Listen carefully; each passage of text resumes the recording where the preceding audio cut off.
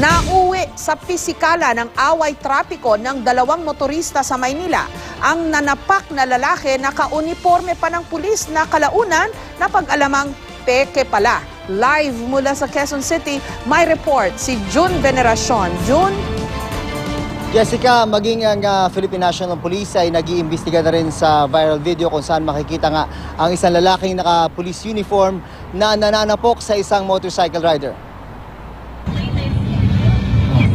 Sa video ng isang concerned citizen, makikita ang isang galit na lalaki na naka-uniforme ng pulis. Kinukumpronta niya ang isang motorcycle rider sa gitna ng daan hanggang humantong sa pisikalan. Pag-usad ng sasakyan, doon na nakita ang plaka ng puting Mitsubishi Adventure. Pero hindi pa tapos ang tagpo, itinabi lang pala ang sasakyan. Tsaka muling, kinumpronta na naka-uniformeng lalaki ang rider ng motorsiklo. Nasaksiyan ng cigarette vendor na si Lito Guillamon ang pangyayari. Base sa kanyang mga narinig sa palitan ng salita ng dalawang lalaki sa video, nasagi raw ng rider ang sasakyan na lalaking naka-uniforme ng pulis. Tinakbuhan daw ng rider hanggang nagkahabulan at magpang-abot sa intersection ng Calao at Ross Boulevard sa Maynila.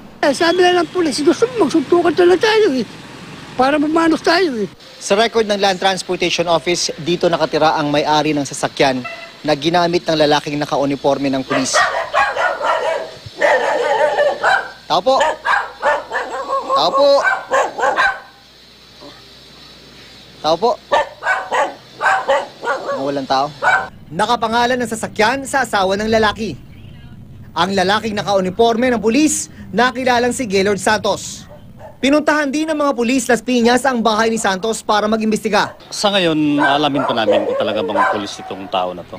Pero hindi pala talaga pulis si Santos. Base sa record ng Camp Crame, hinihikayat ng PNP ang nasampal na rider na lumapit sa kanila para sa paghahain ng reklamo laban sa nagkunwaring pulis. Jessica, sabi ng Philippine National Police ay dalawa ang posibleng asunto ng lalaki sa viral video na yon. Una, yung illegal na pagsusuot ng uniforme ng pulis at pangalawa, yung pananapok sa isang motorcycle rider. Jessica. Doon sa gitgita na yun na June, sino ba ang sinasabi nilang may kasalanan? Yung nasa mga auto o yung nasa motorsiklo? Hindi pa ma-establish yung investigation, Jessica, pero base doon sa mga nakausap nating witnesses doon sa may intersection ng Calao at Ross Boulevard, ang sinasabi ay nabangga nung motorcycle rider, nabangga umano ng motorcycle rider yung sasakyan nung lalaking naka-police uniform. Pagkatapos noon ay tumakbo daw yung motorcycle rider at nagkahabulan at nagpang-abot na nga sila dun sa may intersection ng Calao at Ross Boulevard kung saan nga makikita yung video ng pananapok ng lalaking naka-police uniform dun sa motorcycle rider, Jessica. So ngayon hinahanap pa rin itong nanapok na ito kasi ang nahaharap siya ngayon hindi na dun sa traffic altercation, no? Kundi yung bakit siya nakasuot ng uniforme ng pulis at bakit siya nanapok. Actually, kanina dun sa may Las Piñas, Jessica, pagkatapos natin matrace sa pamamagitan ng Land Transportation Office kung saan ang address at sino nagmamay-ari nung Mitsubishi na Adventure na ginamit nung lalaki na naka-police uniform, ito ngang si Gaylord Santos, at na-trace natin sa Las Piñas. Pagkatapos natin makarating doon ay dumating na rin yung mga investigador mula sa Las Piñas Police at nagtanong-tanong na rin doon sa area, hinanap nila pero sabi ng mga police at maging tayo nakita natin mismo doon na wala doon yung lalaking nasa viral footage.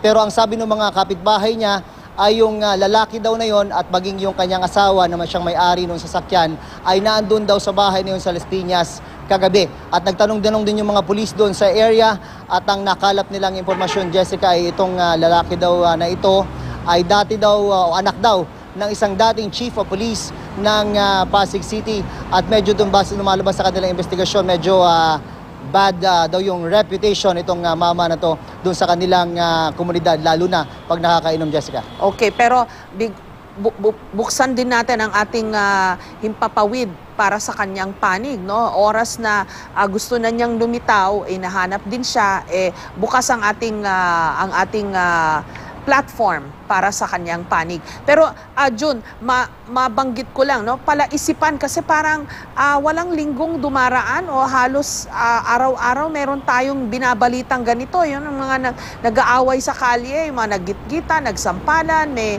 kinaladkad, etc. Parang ano ba ito? Nangyayari na rin dati, pero siguro ngayon mas naha-highlight kasi lahat ng tao meron ng cellphone with a camera, no? Nakukunan na, na-upload agad. Yun nga rin yung gusto ko sanang i-point out, Jessica, itong mga ganitong pangyayari, itong mga ganitong video ay magsisilbi sana itong leksyon sa atin lahat na gumagamit ng kalsada, sa atin ng mga nagmamaneho, sa atin ng mga sumasakay, na kapag tayo'y nasa kalye, lahat ay pwedeng mangyari. Talagang dito masusubok yung ating pasensya.